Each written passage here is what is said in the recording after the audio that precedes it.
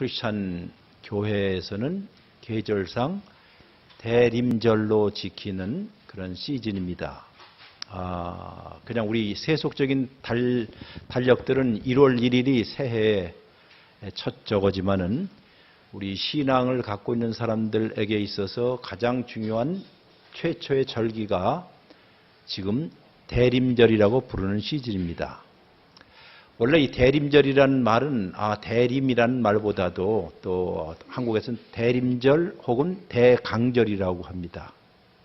근데 이 대자는 다 기다린다는 뜻이에요. 근데 원래는 이 대자가 없이 거기도 써 있지만은 그냥 제목을 보시면 한번 읽어볼까요? 오심입니다. 애드벤트라고 해서 라틴어인데요. 오심이란 뜻이에요. 오심. 이제 이것을 우리 한국에서는 대림, 임자는 임한다는 뜻이죠. 또 대강한, 내려온다는 뜻이죠. 강림할 때. 그래서 오시는 것을 기다리는 절기다 해서 대림절 혹은 대강절이라는 말을 씁니다만은 원래는 뭐라고요? 오심입니다. 자, 우리 한번 라틴어로 한번 해보겠습니다. 다 같이 시작. 다 같이 애드벤트. 자, 그러면 우리 신앙에 있어서 온다는 말, 오신다는 말. 근데 우리 온다, 옴의 반대가 뭐지요? 간다지요. 가는 거예요. 가는 거예요. 가시는 게 좋습니까? 오시는 게 좋습니까? 예. 우리가 사는 것이 시간 속에서 사는데 우리 보통 시간은 흘러서 가지요. 여러분 그런 생각 해보셨어요? 시간이라는 것은 흘러서 어떻게 한다? 간다. 흘러서 온다는 소리는 한 번도 안 해요. 항상 시간은 흘러서 간다 그래요. 근데 성경에서는 시간을 흘러서 간다는 이야기보다도 어떻게 해요? 여기로 오고 있다. 아주 굉장히 중요한 얘기를 해요.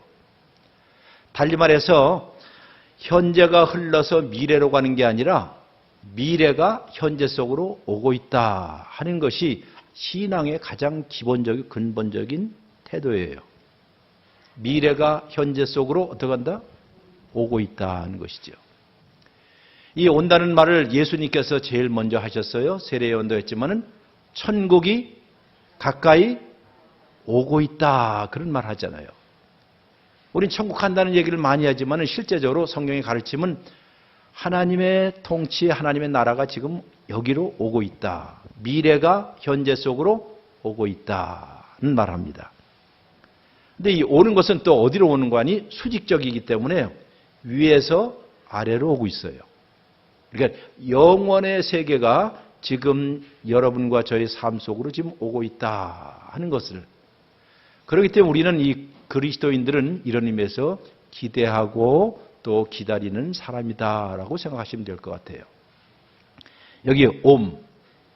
근데 올 때는 온다 할 때 한번 상상을 해보세요. 여러분들 간혹가다 이제 저희 집사람이 어디 멀리 이제 무슨 일 때문에 가서 비가 오고 또 막 추운데 버스를 타고 집에 와야 하려면 시간이 많이 걸려요. 또 어디 갔다.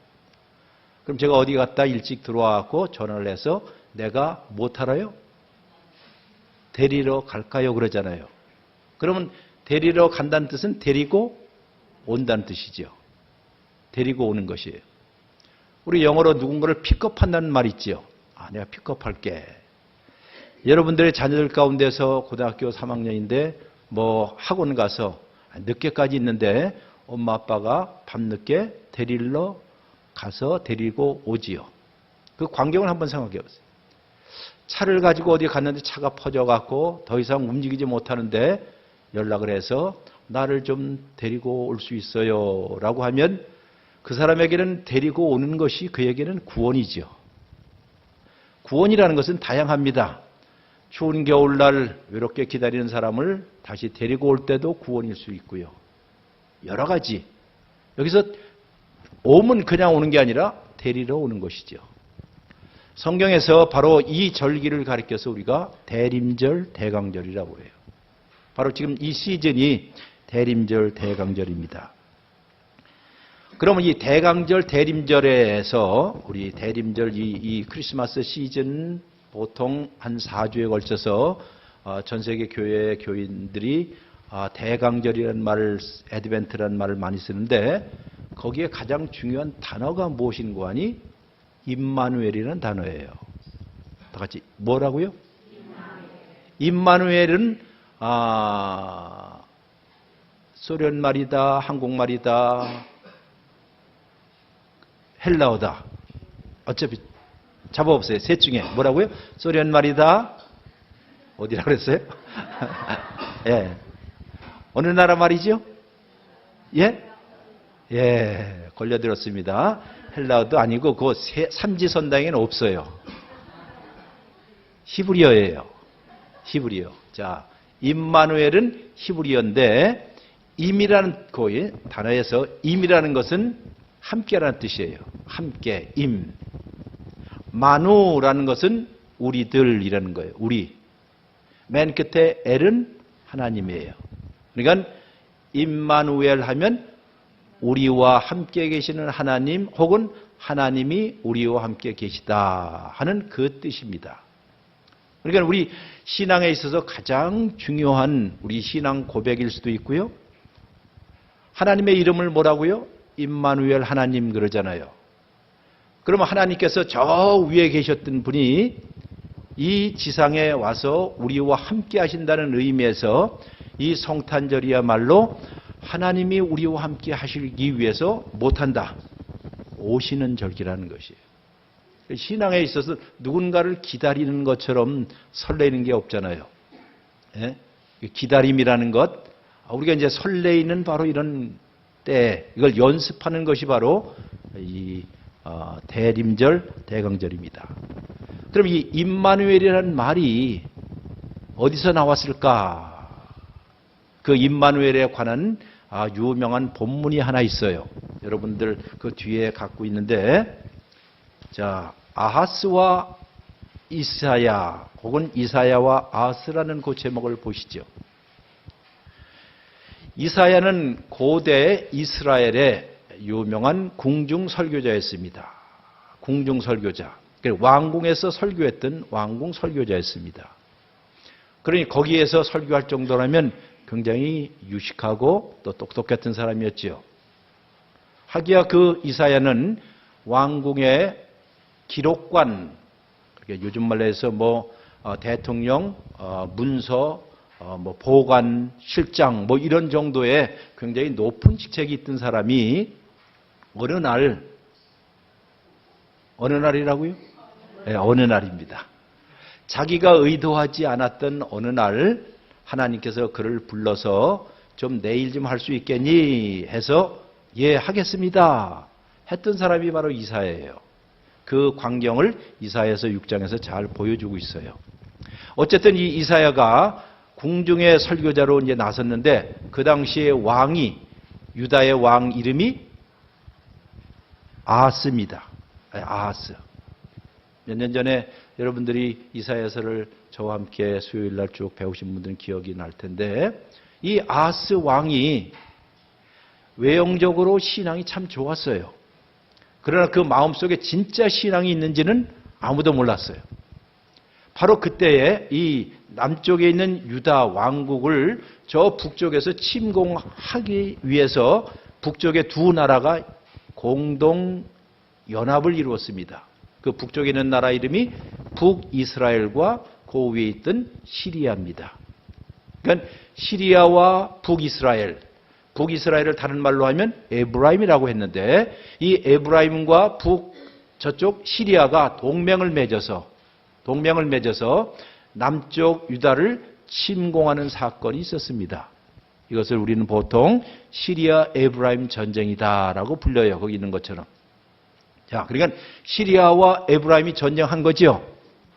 대답 빨리 해주세요. 그렇죠? 이 덮어놓고 듣는 사람들 때문에 문제예요. 이렇게 설명을 했는데도 아니라고 했는데도. 자, 그러니까 시리아하고 누구요? 에브라임, 북이스라엘이 동맹을 맺어서 남쪽 유다를 침공하는 사건을 무슨 전쟁? 시리아 에브라임 전쟁이라는 거예요. 그러면 시리아하고 에브라임하고 전쟁한 거죠? 네, 아니죠. 아닙니다. 밑으로 침공해요. 자, 근데 이 밑에 남유다의 왕이 아하스예요. 아하스. 그리고 이 아하스 왕 때에 그 예루살렘에서 설교했던 설교자가 이사야였습니다. 근데 조금 더 크게 이야기한다면, 자, 여기에 있는 남유다나 바로 위에 있던 이스라엘이나 그 위에 있던 시리아, 이 나라들이 좀 크지 않은데 이 나라들을 지배하고 있던 대제국이 있었어요. 그 제국이 어느 나라일까요? 그 당시에 어디예요? 아시리아입니다.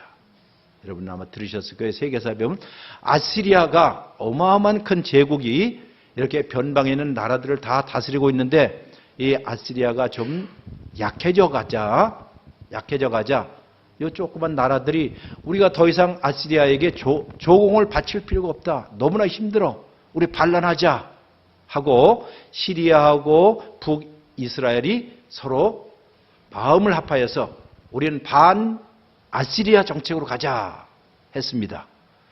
둘이서 안 되니까는 밑에 있는 남유다에게 너희도 같이 우리 동맹을 맺자 하는데 남쪽에서 우리 싫어요 그런 거예요. 우리는 그래도 아시리아에게 붙어 있는 것이 더 나을 것 같아요 라고 이야기한 거예요. 그러자 위에 있었던 두 나라가 화가 나서 동맹을 맺어서 침공한 사건이 무슨 전쟁이다? 예? 시리아 에브라임 전쟁입니다. 이제 아시겠죠? 아시겠죠? 자, 이렇게 침공한 게 주전 735년에서 734년 그 2년 동안 계속 침공을 해서 어려움을 겪게 되었는데 그때 남쪽에 있던 왕 이름이 아하스였어요. 자, 이런 국난 앞에서 어려운 문제 앞에서 여러분과 제가 신앙인이라고 한다면 둘 중에 하나겠죠. 이걸 극복을 해야 할 거 아니에요. 그러면 국가의 왕으로서 제일 먼저 챙겨야 할 게 뭘까요? 국가의 왕이라면 누구를 불러야 할까요, 여러분들? 여러분이 왕이라면 대통령을 누구를 부르겠어요, 제일 먼저? 예? 그렇죠. 국방부 장관서부터 참모총장서부터 군사력을 다 모아서 지금 우리가 넉넉하게 이길 수 있느냐 없느냐 이걸 따져야 할 거 아니에요. 요즘 말해서 국가 상비 안보위원회를 소집할 거 아니에요. 그렇죠. 그래야겠죠. 여러분과 제가 어떤 문제를 당해서 집안에 지금 큰 문제가 있다. 재정적으로 지금 파산할지도 몰라. 등등 여러 가지 문제가 있을 경우에 제일 먼저 여러분 뭐 해야죠? 그걸 해결하기 위해서 이 사람 저 사람 찾아다녀야겠죠.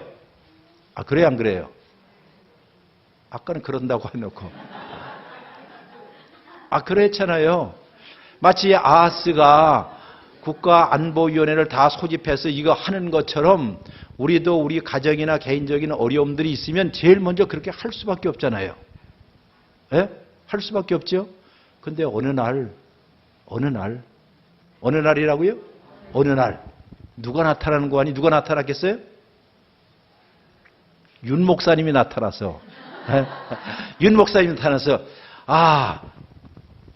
집사님, 권사님 어려운 것은 압니다만은 이럴 때 우리가 하나님께 우리의 신앙, 우리의 믿음, 하나님께서 반드시 이 일을 어떤 방식으로든지 인도할 것을 믿고 그를 우리 한번 신뢰해 봅시다 라고 와서 이야기한다고 할게요. 그렇게 여러분과 제 반응은 뭘까요? 당신 지금 어떻게 돌아가는지도 모르면서 덮어놓고 믿어? 이렇게 얘기할 수도 있겠지요.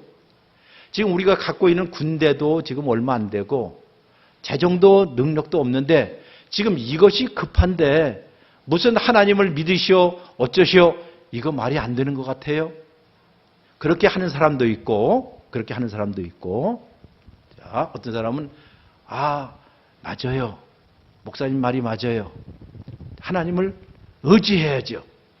이렇게 얘기를 했습니다. 우리 김아무개 권사님, 최하교는 이렇게 얘기했어요. 그럼 좋은 거예요, 나쁜 거예요? 좋은 거죠. 그러니까는 듣고 보니까 아무래도 이상해서 그래요? 그러면 권사님 하나님께 한번 징조를 구해보세요. 징조. 징조를 구하세요. 그랬더니 이분이 하는 말이 아니 어떻게 하나님 앞에 징조를 구합니까? 내가 믿는다고 했는데 믿으면 믿는 거지 나는 절대로 징조를 구하지 않습니다. 이렇게 얘기를 해요. 신앙이 좋습니까? 나쁩니까? 좋은 거예요? 나쁜 거예요? 예? 지금 김승영 집사님이 헷갈리시는 것 같은데 좋아요? 나빠요? 아주 좋지요?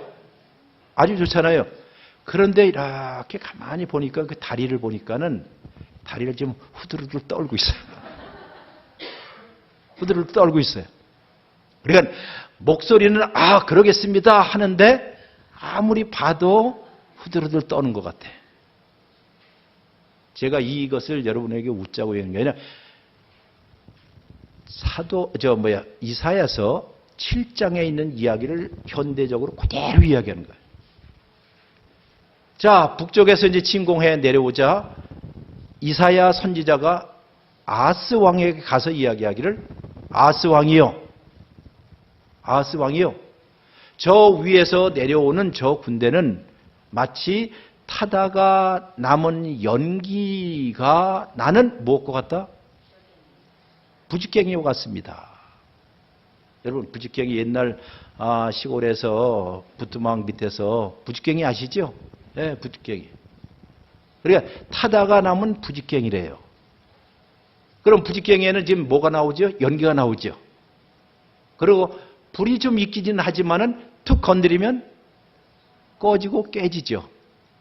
그런데 이렇게 표현하는 것이 저 위에 있는 시리아와 에브라임이 결국 연기나는 부직갱이와 같으니 걱정하지 마십시오. 하나님께서 당신과 함께 합니다. 그러니까는 이 아하스가 난 믿겠습니다 하는데 그 왕복 밑에 있는 다리를 보니까 어떻다고요? 떨고 있는 거예요. 떨고 있는 이야기. 그 이야기가 이사야 몇 장에 있다고요? 7장에 있어요. 그때에 이사야가 징조를 그러면 당신이 징조를 안 구하면 내가 징조를 줄 거요 하면서 이야기하는 것 중에 하나가 내년 이맘때쯤 되면 이쪽 이 예루살렘에 어떤 여자가 아이를 낳을 것입니다. 그리고 그 이름을 뭐라고요? 임마누엘이라고 할 것입니다. 라고 했어요. 자, 뭐라고요? 임마누엘이라고 한다. 그럼 임마누엘의 뜻이 무엇이라고요?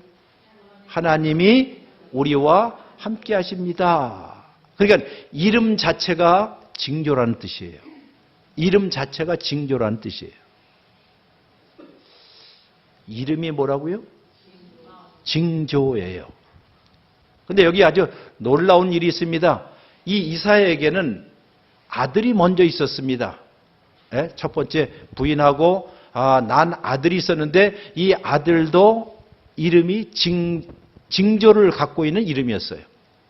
그 이사야의 큰아들 이름 다 같이요. 시작. 몰라요? 남의 집 큰아들 이름 모르시는 게 뭐죠? 거기 써 있어요. 다. 뭐라고요? 스알 야숲. 스알 야숲이라는 징조를 갖고 있는 이름을 이사야의 아들 이름으로 정해줬어요. 자기의 아들이 태어났을 때 이름을 스알 야숲이라 줬어요. 이건 무슨 뜻이냐면 거기 있죠? 다 같이 읽습니다. 시작. 남은 자만 돌아간다네. 어떤 형편인고 하니 저 위에서 이스라엘과 시리아가 침공하여도 다 어떻게 해요? 다 죽고 패퇴되고 패망하여서 결국 몇몇 사람 남은 자만 어떻게 해요? 돌아간다는 거예요.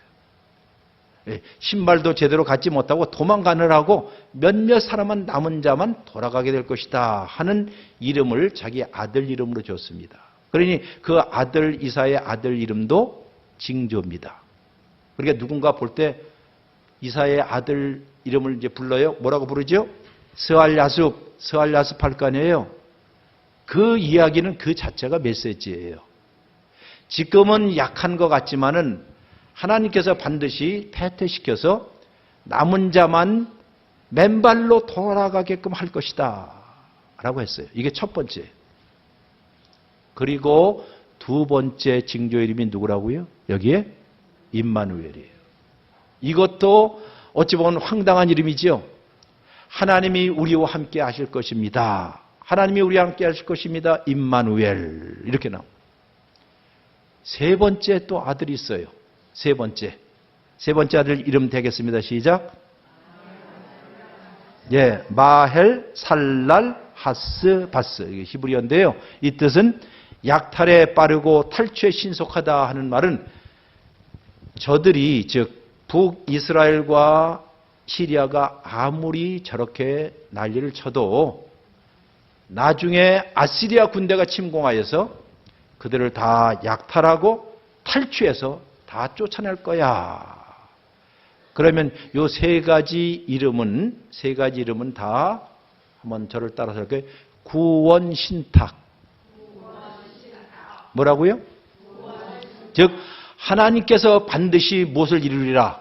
구원을 이루어 주시리라 라고 이사야가 설교를 하는 것이에요. 자, 근데 요 이름 가운데 제일 가운데 이름이 뭐지요? 임마누엘이에요. 아주 독특한 이름이지, 임마누엘. 하나님이 우리와 함께 계시겠다. 그리고 이 임마누엘 되신 하나님께서 오시겠다 하는 절기가 무슨 절기예요? 대림절이에요.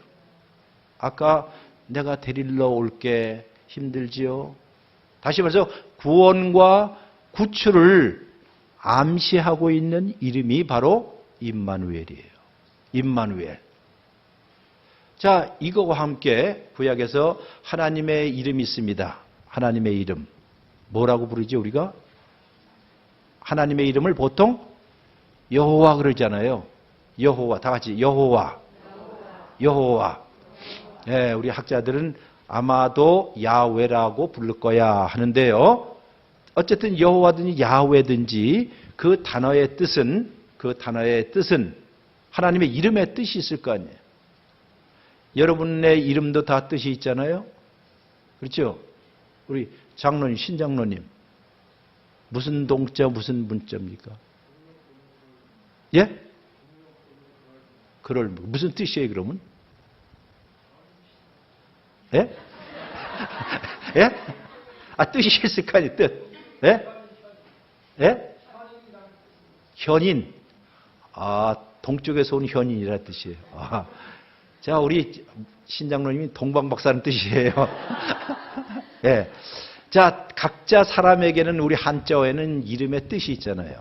전에도 얘기했지만 호준인데 우리 아버지가 너는 맑을 호자, 깊을 준자, 맑고 깊은 사람이 되라 하는 의미에서 이름을 져줬대요. 아직 덜 맑고 아직 덜 깊은데 자, 전 깊고 어떻게 해요? 맑고 깊은 사람이 되라 하는 거예요. 자, 그러니까 여러분과 저는 다 무슨 값은 해야 돼요? 그럼 이름값 잘 하십니까? 네. 우리가 그리스도인이라고 하면 그리스도인 값을 해야 할 거 아니에요. 이름값. 네? 이름값 못한 사람이 너무 많아요. 이름값. 자, 그런데 하나님께서 이제 자기의 이름을 야훼라고 했을 때 그 뜻은 뭐라고 하는 거니? 야훼라는 뜻은 내가 너와 함께 있을 것이라는 뜻이에요. 전에 하나님의 이름을 그냥 그 풀네임으로 전체 이름을 다 알려주는데 한번 따라서 할까요? 에흐예, 아쉐르, 에흐예. 다 같이 시작. 듣고 보니까 처음과 끝이 같지요. 가운데 있는 단어는 그냥 접속사예요. 연결사예요. 아쉐르는 의미가 없어요. 그러니까 아쉐르, 에흐예, 그리고 에흐예. 그러니까 에흐예를 몇 번 반복한 거예요? 2번이죠. 한마디로 하나님은 나는 에흐예야. 거기서 나온 게 야훼예요. 근데 그 뜻은 뭐냐? 내가 있을 거야. 그 뜻이에요. 내가 있을 거야. 누구에게 한 말이지요, 이 말이? 모세에게. 모세가 애굽에서 고난당하는 자기의 백성들을 구원하려고 가라고 할 때 못 가겠습니다. 못 가겠습니다 할 때 하나님께서 그에게 이야기해요. 내 이름 알지? 내 이름은 에흐예 아쉐르 에흐예야. 무슨 뜻이요? 내가 어디 있든지 거기에 너와 함께 있을 그런 하나님이야. 그러니까는 에흐예 야훼라는 말은 지금 또 다른 말로 임마누엘하고 똑같은 것이죠. 이게 우리 신앙에 있어서 가장 본질이 무엇이냐? 아무리 힘들어도 어려운 일이 있어도 하나님이 내가 너와 함께 있을 거야. 그리고 그 하나님께서 지금 누구에게 온다? 지금 우리에게 오실 거야. 내가 너를 픽업하러 갈게. 아무리 비바람이 치고 힘들어도 내가 너를 데리러 갈게. 그러면 우리는 그분을 무엇할까요? 기다리는 거죠. 그분은 거짓말 하시지 않는 분이기 때문에 반드시 올 거야. 지금 새벽 1시, 2시 눈보라가 치고 지금 아무도 주행하는 사람이 없음에도 불구하고 분명히 오신다고 했으니까 올 거야. 하다가 저 멀리에서 하얀 불빛이 보일 때 그때 우리는 뭐예요? 살았구나 하는 걸 느껴요. 바로 이것이 희망과 소망을 갖고 사는 그리스도인들의 모습입니다. 자, 임마누엘. 이제 아시겠죠? 이 절기를 대림절 혹은 대강절이라고 했어요. 대림절.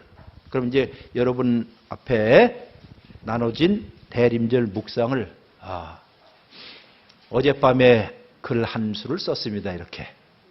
성경을 읽다가 어딘가니 시편 137편 4절을 같이 읽습니다. 시작.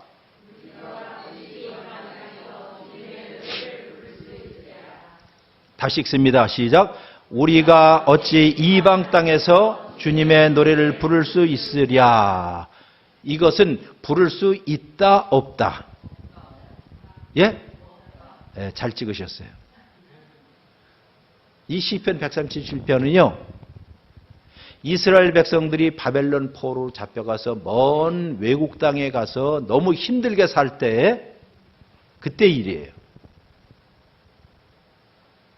시간만 있으면 그 음악도 여러분 들을 텐데 보니 엠의 그 유명한 노래 By the Rivers of Babylon 다라라라라라 단타란 딴딴딴딴 딴딴딴따단 잘들 하신데 그게 뭐라고요? 바벨론 강가에서라는 노래예요. 바벨론 강가에 시편 137장을 가지고 작곡한 노래입니다. 근데 그 노래는 이렇게 시작해요. 바벨론 강가 거기에 앉아서 우리는 한없이 한없이 울었습니다. 그게 슬픔의 노래예요. 왜? 외국 땅에 끌려와서 곡을 그리워하면서 살고 있는데 자기를 잡아왔던 바벨론 군인들이 총칼을 앞에다 대고 야 너희들 한번 노래 한번 불러봐. 너희 고국에 있을 때 여호와의 노래 찬양 잘 불렀지? 그 노래 한번 불러봐 하고 협박을 해요. 그때 하는 말이 어떻게 해요? 여기에 우리가 어찌 이방 땅에서 낯선 땅에서 주님의 노래 여호와의 노래를 부를 수 있겠습니까? 하고 눈물 짓는 한 구절이에요. 그럼 이 구절은 나중에 유명해져서 지금 여러분과 제가 살고 있는 데가 어디죠? 어디 사시죠? 평촌이요? 어디요? 분당이라고 그랬죠. 다른 말로 해서 이방 땅, 낯선 곳. 여러분과 저의 본향이 아닌 곳에 와서 사는 것이 이 세상입니다. 그러니까 적대적인 세상이고 비우호적인 세상이고 힘든 세상 가운데서 사람들이 비아냥대면서 노래, 예수 믿는다고 하면서 한번 노래해봐. 예수 믿는지 한번 기쁨의 노래를 불러봐. 지금 우리는 이제 어떻게 형편이 어렵고 힘든데 그렇게 빈정될 때에 여기 한 구절이 나와요. 우리가 어찌 이방 땅에서 주님의 노래를 부를 수 있겠습니까? 대답은 자, 이제 이 구절을 오늘 대림절에 묵상하기에 딱 좋은 구절입니다. 이제 읽습니다. 언제 대림절이 시작될까요? 언제지요? 언제 시작되죠? 어떤 사람은 지난주 수업입니다. 그 뜻은 아니죠. 언제? 그러면 어디에 대림절이 시작됩니까? 여러분과 제가 사는 어느 환경 가운데 있을 때 진짜 대림절이 시작됩니까? 하는 질문이에요. 우리의 신앙 여정 가운데 내가 길을 잃어버렸거나 겉돌고 있을 때 그때 하나님은 다시 우리를 만나러 오실 것입니다. 이렇게 해서 무엇은 시작돼요? 대림절은 시작되는 것이에요. 떠돌고 있을 때, 방황하고 방랑할 때, 목적을 상실한 채 멍하고 있을 때, 나 혼자 남겨져 있구나 하는 생각이 들 때, 누군가와 어울려 질 수 없는 고독 가운데 쌓여 있을 때, 혹은 삶의 의미를 찾아 헤매일 때, 삶의 목적을 갈망하고 있을 때, 아니면 광야에 막혀서 막막할 때, 일에 지쳐서 죽을 지경일 때 무엇은 시작된다? 대림절은 시작되는 것이에요. 이 세상의 낯선 땅에요.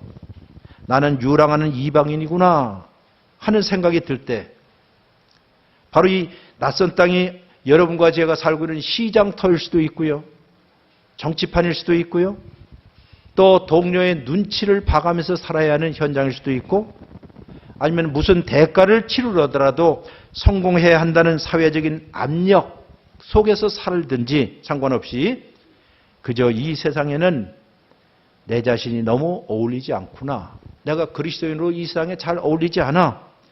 이 세상이야말로 정말 낯선 이방 땅이구나 하는 생각이 물밀듯 밀려올 때, 자신만이 몰입하는 세상이요, 자기 보존 본능만 최상의 가치로 여겨지는 이 세상, 권력과 세력들이 판을 치는 세상, 이 세상의 낯선 땅에서 나는 외로운 이방인이 되었을 때 무엇은 시작된다? 대림절은 시작되는 거예요. 그때 하나님의 오심을, 모든 게 분명치 않을 때에, 모든 게 그리 쉽지 않을 때에, 지금 여기에서 신실하게 산다는 것이 도대체 무엇일까? 지금 여기에서 here and now 여호와의 노래를 부른다는 것이 도대체 무슨 의미가 있으며 도대체 무슨 뜻이겠는가 하고 의심하기도 하고, 깊은 회의에 빠져들 때 내일은 말할 것도 없이 오늘만이라도 하나님과 함께 걷는다는 것이 무엇인지 대낮처럼 분명한 것도 아닐 때에 무엇은 시작되죠? 대림절은 시작되는 것입니다.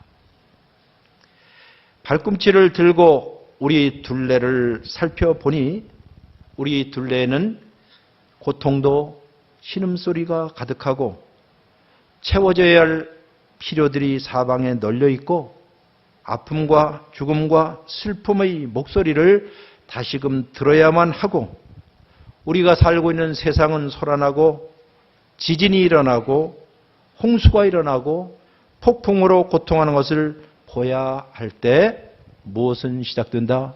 대림절은 시작되는 것입니다. 예수님께서 우리에게 가르치는 기도문이 있습니다.